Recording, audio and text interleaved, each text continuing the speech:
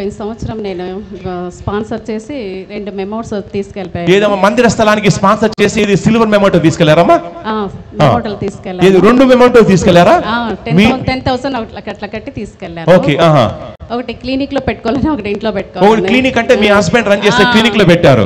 Clinic లో పెట్టామంటే 2025లో దయ్యం పట్టిన ఒక ఆవిడ అక్కడికి వచ్చిందంట. ఏదో బాగలేకుంటే తీసుకొచ్చారని చెప్పారు. దయ్యం పట్టిన ఆవిడ హాస్పిటల్ తీసుకొచ్చారమ్మా?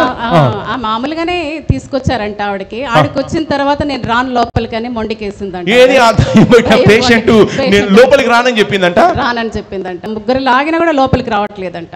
ఎలాగో తీసుకుని వచ్చి హాస్పిటల్ పడేస్తారు వాళ్ళు అక్కడ. ఆ తర్వాత మా ఆయన లోపల ఉన్నారంట, మా వారు.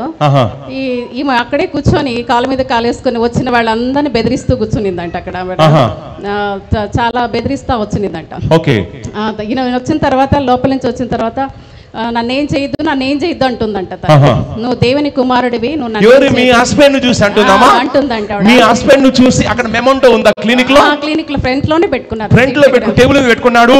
ఇక దయ్యం పట్టినటువంటి ఆ స్త్రీ స్త్రీ ఆ మెమోంటో చూడంగానే వెంటనే భయపడి నన్నేం చేయొద్దు అంది. ఆ దయ్యం లోపల రానంటే 4 మంది పట్టుకొని వచ్చి లోపల తీసుకొచ్చి పెట్టారు. ఈ మెమోంటో చూడంగానే నువ్వు దేవుని కుమారుడు, ఇక నన్నేం చేయలేమనేసి కింద పడిపోయింది. అదే సైలెంట్ అయిపోయి వెళ్ళిపోయింది. మామూలుగా లేడీ లేచినప్పుడు నార్మల్ గా ఉంది, నార్మల్ గా వెళ్ళిపోయింది ఈ మెమోంటో చూసి. అవునండి. వావ్.